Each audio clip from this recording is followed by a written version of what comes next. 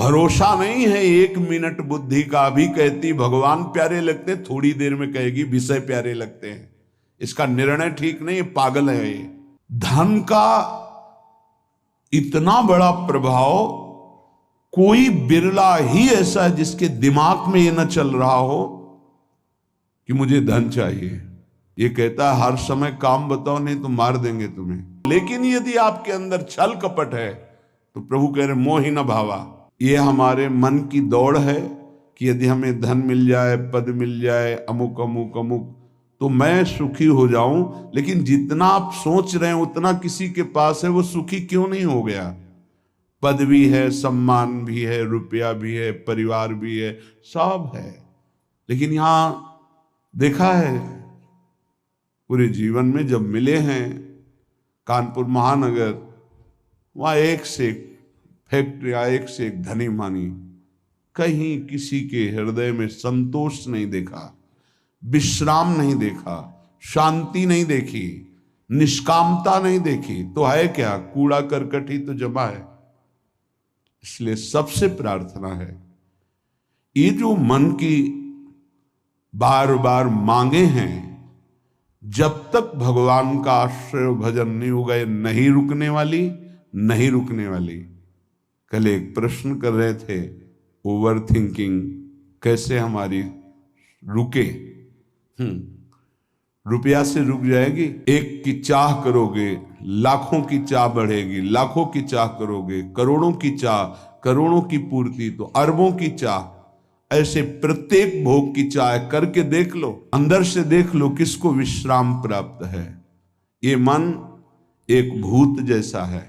किसी ने एक भूत को सिद्ध किया, भूत ने कहा हम तुम्हारा काम प्रत्येक करेंगे, पर हर समय मुझे काम में लगाना होगा, अमुक काम करो।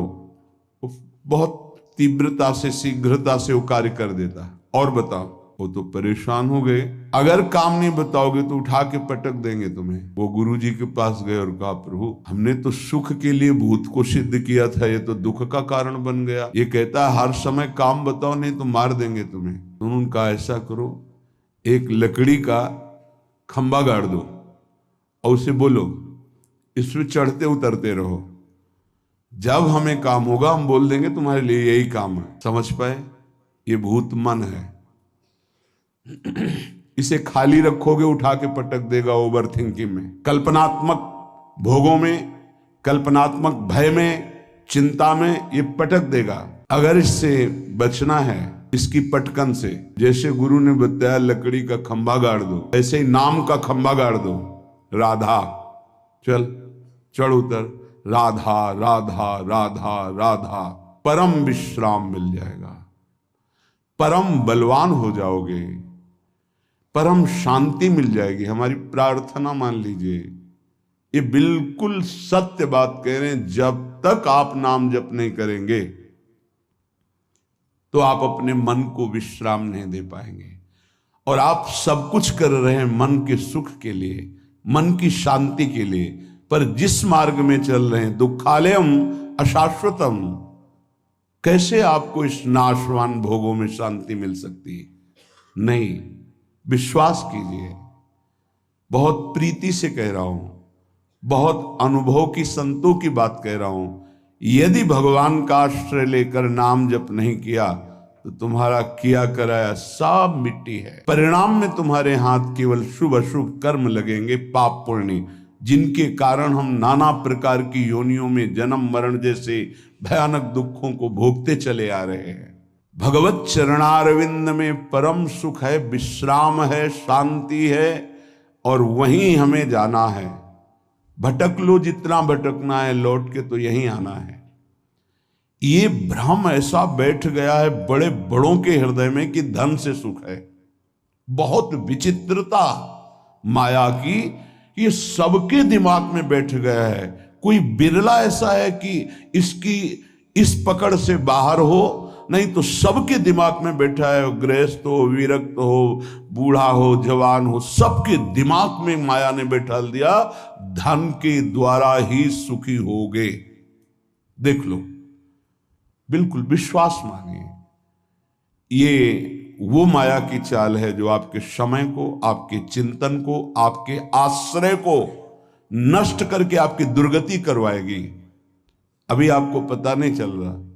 जैसे अंधा आदमी गहरे कुएं की तरफ गिरने जा रहा है, उसको दिखाई नहीं दे रहा, देखने वाला दौड़ करके उसे बचाना चाहता है, वो नहीं मानता, ऐसे दिखाई देता, गया गया गया। धन का इतना बड़ा प्रभाव, कोई बिरला ही ऐसा है जिसके दिमाग में ये न चल रहा हो कि मुझे धन चाहिए। बिल्कुल आप आनंद पूर्वक विचार कर लीजिए, वृंदावन की भूमि में बैठे हैं, अगर किसी के हृदय में आता है कि मुझे नहीं चाहिए, वो भगवद आश्रित होगा। दूसरी कोई ऐसी वृत्ति नहीं जिसके द्वारा धन से आकर्षित न कर लिया जाए। प्रवचन करना, प्रभु का श्रृंगार करना, धार्मिक कार्य करना, ये सब बाहरी बात होगी। ये बाहर की वृत्ति, बाहर से हम बोल सकते हैं हम बड़े त्यागी हैं, हम बैरागी हैं, बोल सकते हैं, बोलने में बहुत सरलता है, सहजता है, लेकिन स्थिति में सत्य को साक्षी करके, भगवान को साक्षी करके देखो, हृदय में हर चेष्टा का फल धन की मांग है। ये हम नहीं कह रहे, हमारे शास्त्र कह रहे हैं। दूसरी माया की विशिष्ट आकर्षण शक्ति काम भोग,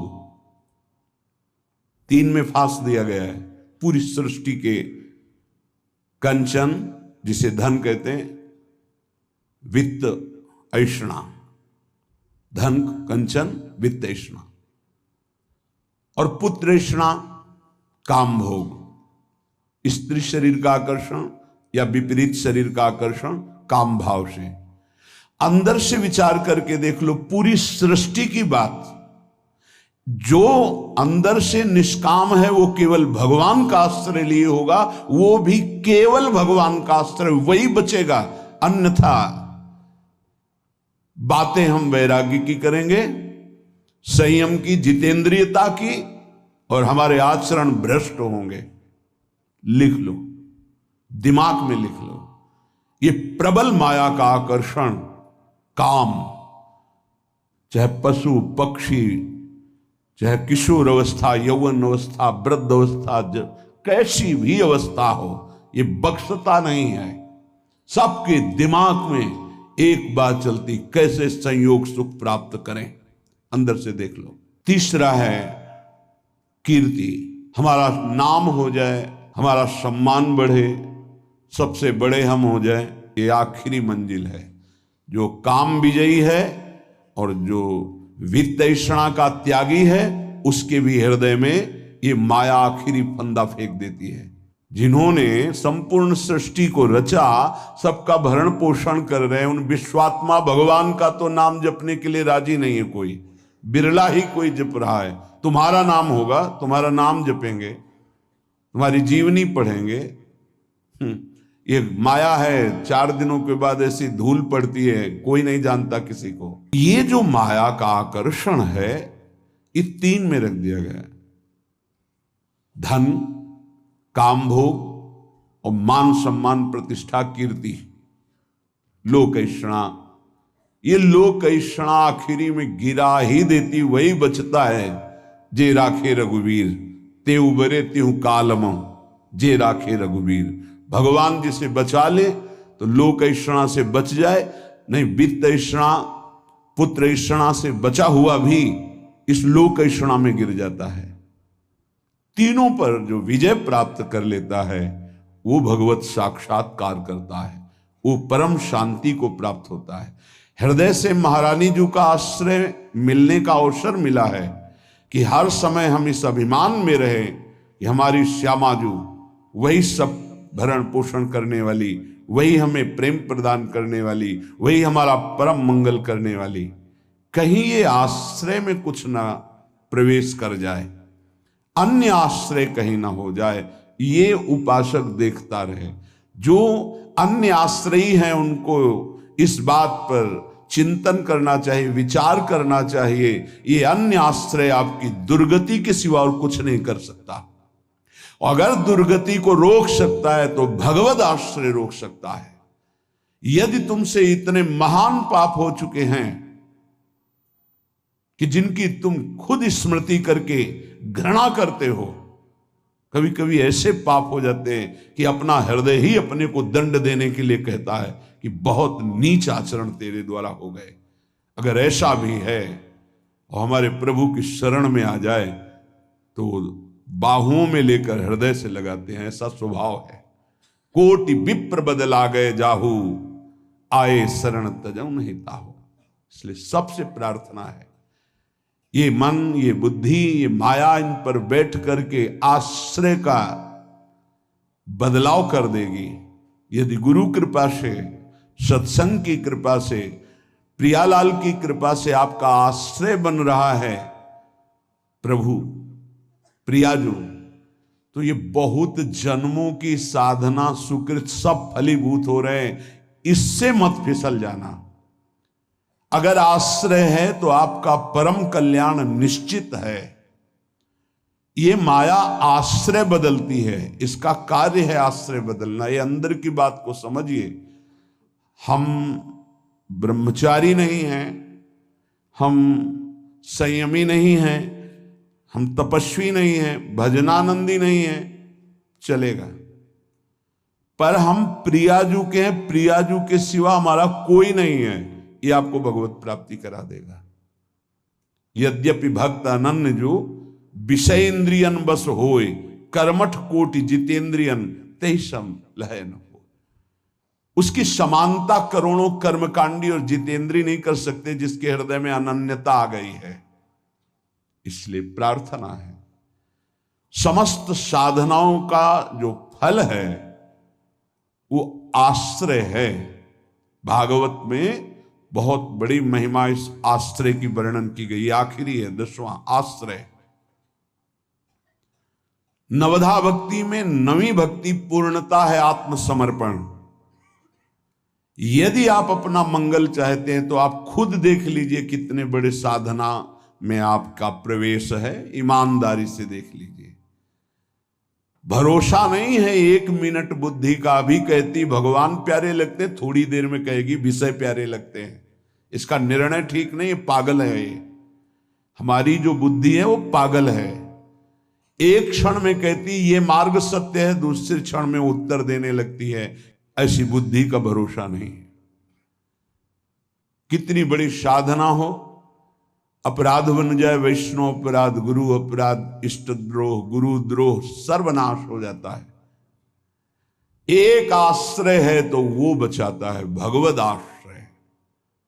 आश्रय को आप यदि समझ लें तो निश्चिंत हो जाएंगे, निर्भय हो जाएंगे, निःशोक हो जाएंगे।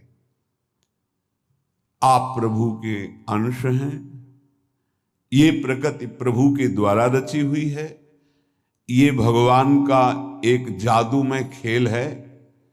आप उनके अंश होकर इस खेल में फंस रहे हैं।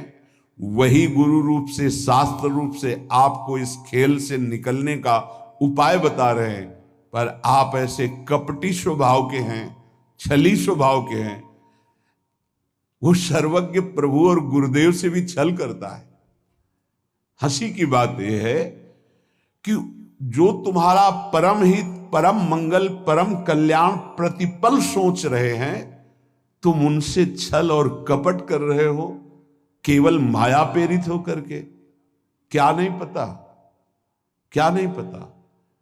तुम्हारे मन में जो स्फुरित होता है प्रभु को स्फुरित होने के पहले पता है नहीं।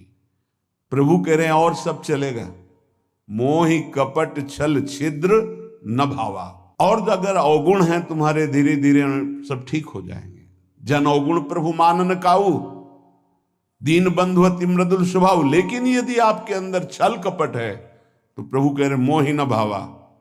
नहीं, हम पापात्मा हैं, गलतियां हुई हैं, जैसे हैं नाथ आपके हैं, आपके सामने हैं। इससे आश्रय तत्व पुष्ट होता है। इसी आश्रय से घोर पातिकी को भगवत प्राप्ति हो जाती है। एक बार आश्रय ले लिया तो हमारे प्रभु छोड़ने वाले नहीं, आप छोड़ सकते हो, आपका स्वभाव है। प्रभु नहीं छोड़ेंगे। आश्रय का इतना विशेष महत्व है। जैसे कई बार सत्संग में सुनाया कि जगन्नाथ जी के श्रीअंग पार्षद कुसंगवशात वैश्यागामी हो गए। जब ये पता चला तो उनको बुलाया और कहा कि आप श्रीअंग सेवा भी करते हैं और वैश्या के संयोग में जाते हैं, तो दो में से एक को स्वीकार करें, या तो जगन्नाथ जी के श्रीअंग की सेवा या वैश्या के संग। कामासक्त चित्त हो गया था, इसलिए जगन्नाथ जी की सेवा छोड़ दी। पर खास बात, आश्रय नहीं छोड़ा, जगन्नाथ जी की प्रसादी पादुका अपने साथ ले गए। एक बार उठाकर सर में पादुका रख लेते और छाती से लगा के कहते, प्रभु मैं आपकी माया में फंस गया हूं, मेरी हिम्मत नहीं कि मैं इसका संग छोड़ सकूं, मैं आसक्त चित्त हो गया हूं। कई वर्षों के बाद जब उनका शरीर पूरा हुआ तो जगन्नाथ जी ने अपने पार्षद को आदेश किया, जैसे मेरे पार्षदों की अंतिम क्रिया होती है, अंत्येष्टि संस्कार होते हैं, वैसे उसका करो। तो उन्होंने कहा, प्रभु उसने तो आपको छोड़ दिया, वैश्या को स्वीकार किया, अब हम कैसे कर सकते हैं? तो उनका जगन्नाथ जी ने कहा, नहीं, उन्होंने छोड़ दिया लेकिन हमने नहीं छोड़ा, हमारा स्वभाव छोड़ने का नहीं है। आप इस बात पर ध्यान दीजिए, कितना भी अपराध बन जाए भगवान अपने भक्त को नहीं छोड़ते। नामे भक्ता प्रणश्यति। वही जब अंत्येष्टि क्रिया बाहरी भगवान आदेश कर रहे हैं तो उनकी अंतिम गति में क्या भगवान कोई गड़बड़ी होने देंगे क्या? परम पद की प्राप्ति होगी। एक बार भगवान स्वीकार कर ले, आप आश्रित हो जाइए। एक बार कृष्णदास जी जो पुष्टि मार्गी हैं, आचार्य चरण से कुछ ऐसा, तो बाजार में देखा सुंदर जलेबी बन रही थी, इससे देखो ओ ये तो श्रीनाथ जी के लिए बहुत सुंदर, और भाव में भर गए। तो उधर जब आचार्य चरण ने पर्दा खोला तो श्रीनाथ जी जलेबी पा रहे थे। तो कहा, जय जय, बाजार की वस्तु तो आपको भोग लगती नहीं और हमने अभी लगाया नहीं, ये कहां से आप पा रहे हैं? उन्होंने भाव में लगाया भोग और यहां साक्षात श्रीनाथ जी पा रहे। होगा कृष्णदास ने बाजार से भोग लगाया है। वह प्रभु कृष्णदास जी का तो त्याग कर दिया गया है, फिर आप भोग? बोले, आप आचार्य हो, आप गुरु हो, आप त्याग कर सकते हो, पर मेरा स्वभाव नहीं। एक बार जिसे पकड़ लिया उसे मैं कभी छोड़ नहीं सकता, वो भले मुझे छोड़ दे, मैं उसे नहीं छोड़ सकता। भाई जी महाराज से स्वामी अखंडानंद जी ने कहा, आप अपने मन की कोई एक बात बता दें। तो यही बात बताई कि उमा राम स्वभाव जिन जाना, ताहि भजन तजी भाव न आना।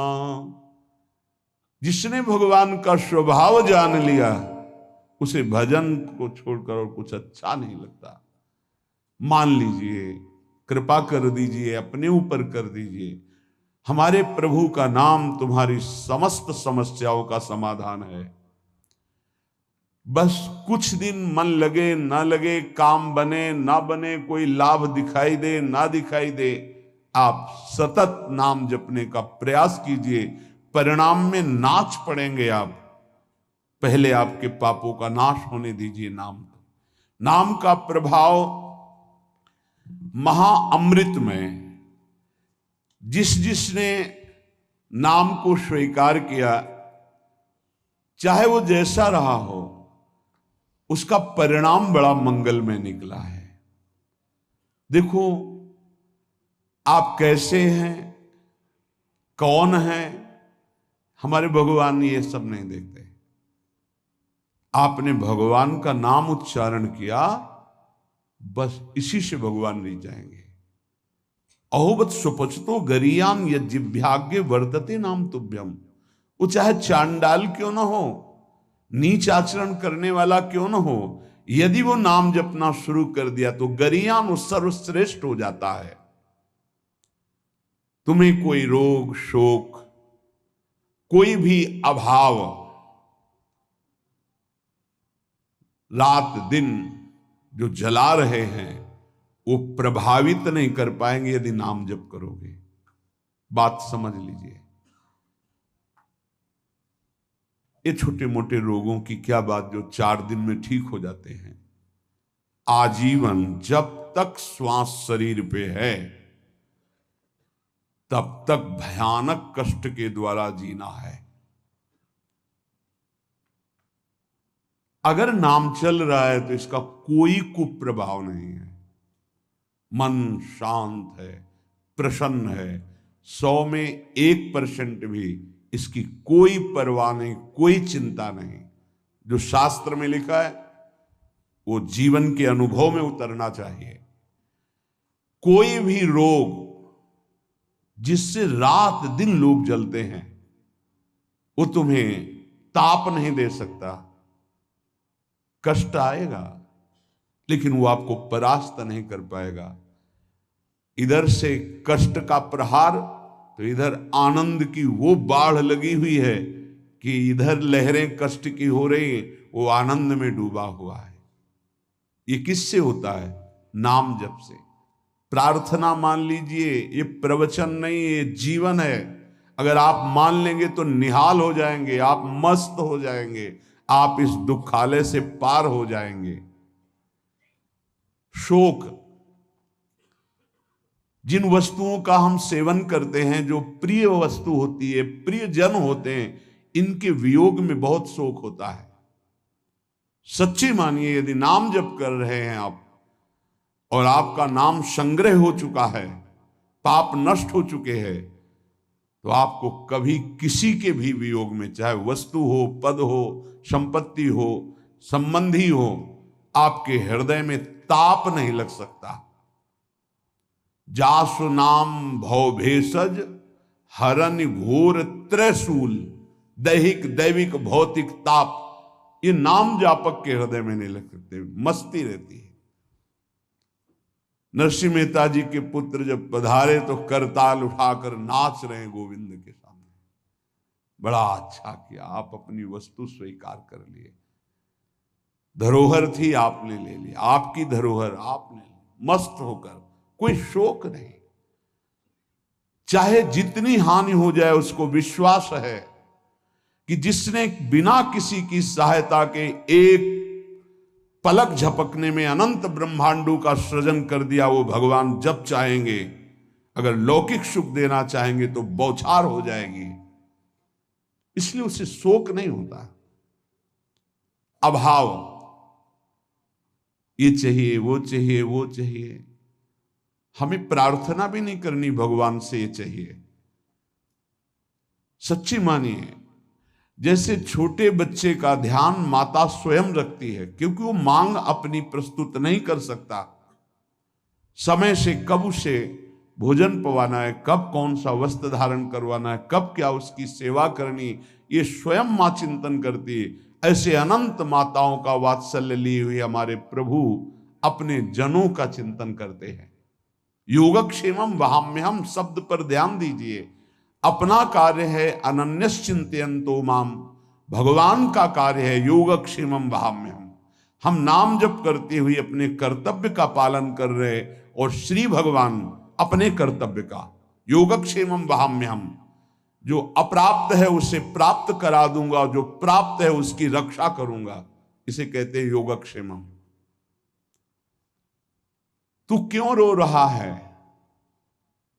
अब मत रो, अब भगवान नाम जप कर, नाम रट। फिर देख, जन्म जन्म से ये घिघियाते रोते चले यार, ये दे दो, ये दे दो, ये दे दो, फिर मरे, फिर वहीं से शुरू, ये दे दो, ये दे दो। कब तक ये भिखमंगापना हमारे मन में बैठा रहेगा? अरे मंगवे भलो न बाप सो, जो प्रभु राखे टेक। अविनाशी का बच्चा घिघियाता घूम रहा है विषयों में, समझ में नहीं है ना, समझ में प्रभु की समझ नहीं है, इसीलिए ये दुर्दशा होती चली जा रही। एक जन्म से असंख्यों जन्म हो गए ये मांगते मांगते। ये मंगतापना कब मिटेगा? ये अभाव कब मिटेगा? जब भाव का पता चल जाएगा। आप बहुत बड़े के हैं, आप स्वयं परमानंदमय हैं, आपको किसी वस्तु, स्थान, व्यक्ति से आनंद की खोज नहीं करनी। बस बाहर भटक रहे हो, इसलिए तुम्हारा जो भाव है वो अंतर्हित हो चुका है। अंतर में आओ तो न शोचति न कांक्षति समः सर्वेषु भूतेषु मद भक्तिम लभते पराम। न कोई शोक न कोई चिंता, एक परमानंद की अनुभूति। ना मानो तो भोग लो, जलो, ये माया दुर्दशा कर देगी। ना मानो, जलते रहो। अगर संतों के हृदय में कोई पीड़ा होती तो इसी बात की होती, अमूल्य मानव जीवन प्राप्त करके भगवान से विमुख होकर तुम कैसी दुर्दशा को प्राप्त हो रहे हो। उठो। गलतियां होना स्वाभाविक है, माया फिसलन वाली है, गलती हो सकती है, लेकिन हम सत्य मार्ग को छोड़ दें, ऐसा नहीं हो सकता। क्यों रो रहे हो? मेरा नाम रट, देख दुख नाम की वस्तु नहीं रह जाएगी, तेरे सारे संशय नष्ट हो जाएंगे। भक्ति हो न हो, श्रद्धा हो न हो, विश्वास हो न हो, तू केवल नाम रटना शुरू कर दे। इससे बढ़कर और क्या बात कही जा सकती है। जितना भी दान, पुण्य, तपस्या, यज्ञ, तीर्थाटन है, अगर श्रद्धा नहीं है तो फल की प्राप्ति में संशय है। मंत्र जप रहे हैं, श्रद्धा विश्वास नहीं तो फल की प्राप्ति में संशय है। लेकिन नाम जप कर रहे हैं, बिल्कुल आपकी श्रद्धा नहीं है, तो भी भाव कुभाव अनख आलसहु, नाम जपत मंगल दिशि दशहु। तन्नास्ति कर्मजम लोके वाग्जम मानसमेव वा, यन्न छपयते पापम कलौ गोविंद कीर्तनम। यदि आपसे शारीरिक पाप बन गए हैं, मानसिक पाप बन गए हैं, वाणी के द्वारा अपराध बन गया है, चिंता मत करो। आप कोशिश करो कि पाप ना बने, और गोविंद गोविंद, हरि हरि, कृष्ण कृष्ण, राधा राधा राधा, ऐसा नाम उच्चारण करो। नाम उच्चारण से सारे पाप नष्ट हो जाएंगे। तन्नास्ति कर्मजम लोके वाग्जम मानस में उच्च, मानसिक, वाणी के द्वारा, शरीर के द्वारा जो अपराध बन गए, भगवान नाम कीर्तन से, भगवान नाम जप से सब नष्ट हो जाते हैं। बस ये है कि नाम का सहारा लेकर पाप मत करना। अब तक जो हुए सो हुए, चूक हो जाएगी तो वो नाम भस्म कर देगा उस पाप को।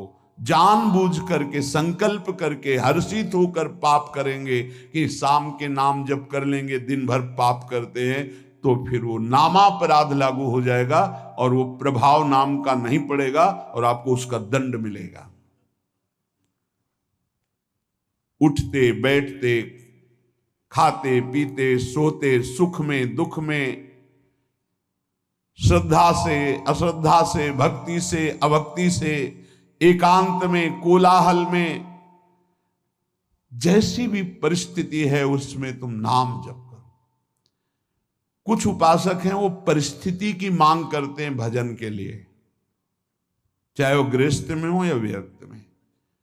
कुछ ऐसा हो, एकांत हो, शांत हो, ऐसा हो ऐसा हो। तो भगवान अल्पज्ञ है क्या? तुमको जो परिस्थिति दी है वो भगवान ने विधान करके दी है। उसी विधान में यदि भजन कर ले गए तो सिद्ध हो जाओगे। परिस्थिति का परिवर्तन ना मांगा जाए, उसी परिस्थिति में भजन करके भगवान की प्राप्ति होगी जो भगवान ने हमको परिस्थिति दी है।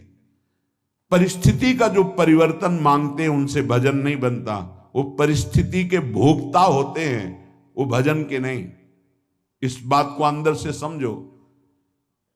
अब हमारा मन ऊब गया, अब हम भाग करके गृहस्थी से विरक्ति बनना चाहते हैं। नहीं, जरूरत नहीं है। वेश परिवर्तन की जरूरत नहीं है।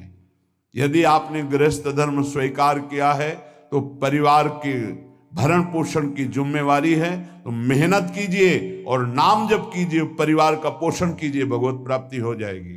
भाग के जाओगे तो जो कुछ तुम्हारा पुण्य बना है उससे तुम्हें जो वैराग्य हुआ है, वो जहां आपने दूसरों का अन्न पाया और जहां प्रणाम नमस्कार स्वीकार किया वो खत्म हुआ, फिर वो ऐसा मन चिंतन कराने लगेगा कि गृहस्थी से भी गिरी स्थिति हो जाएगी।